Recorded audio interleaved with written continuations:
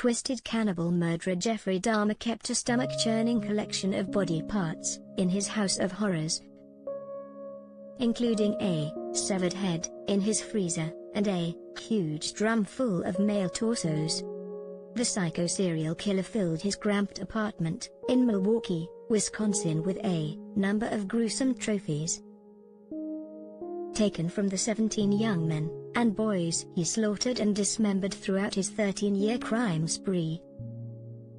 After Dahmer was eventually arrested, in 1991, he admitted to saving human leftovers and freezing the parts for him to eat later. But beyond his sick cannibalistic desires, the Milwaukee monster confessed to his grotesque plans to build a bone altar out of the skeletons of his victims. Crude, childlike drawings revealed his rough designs for such an altar, including painted skulls and skeletons arranged around a black table, incense, and a chair arranged in front it for sick rituals. Cops searching his apartment took photos of the graphic finds they made, revealing the depths of his depravity. Several pictures show portions of human flesh wrapped up like meat in Dahmer's fridge. Another photo shows the condiments he used to flavor his meals of human flesh.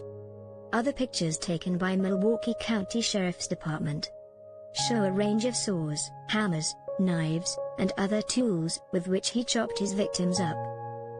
Police also found barrels of acid used to dissolve the remains of his victims. 4 severed heads were found in his kitchen along with 7 bleached skulls in his bedroom. 2 entire skeletons were also recovered. Among the other trophies Dahmer kept were several boxes of bones, a freezer containing male genitals, lungs, and intestines, and a human heart that he admitted to police he planned on eating. So many human body parts were found in the apartment, the medical examiner noted at the time that it was more like dismantling someone's museum than an actual crime scene. In his confession to cops, Dahmer said he found sexual pleasure in the body parts he collected from the victims he found particularly attractive.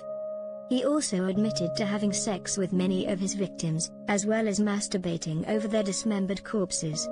It was more like dismantling someone's museum than an actual crime scene. Medical examiners report his grisly habit of keeping parts of his victims with him, even taking the severed head of one man in a jar to work with him, partly came from his fear of abandonment, according to psychologists at the time. Dahmer's first victim, hitchhiker Stephen Mark Hicks, was invited back to Dahmer's home for beers. But when the 18-year-old tried to leave, the killer said he became enraged and struck him with a barbell before strangling him to death. He told police that he murdered his victims because he couldn't bear to see them leave. Dahmer was quoted in a homicide detective's report as saying, "It was better to have them with him dead than to have them leave." He added that his killings stepped up after he was fired from his job, and that the corpses kept him company while he was home alone. The police report also said Dahmer justified his evil cannibalism on similar grounds.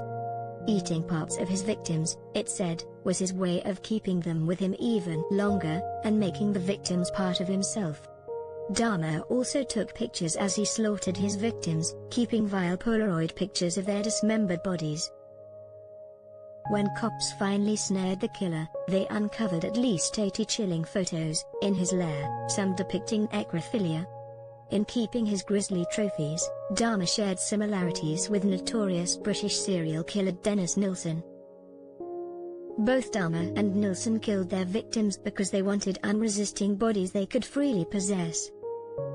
When police raided Nilsen's flat in Muswell Hill, North London, they discovered a skull, a section of torso, and various bones in a tea chest. Nilsen admitted to a similar fear of emotional rejection and failure which stemmed from his being bullied at school. Dahmer also carried out grisly experiments on his victims to try and turn them into his love zombies. He would drill holes in his skulls and pour acid solution or boiling water onto their brains, hoping that this would render them unable to leave his apartment.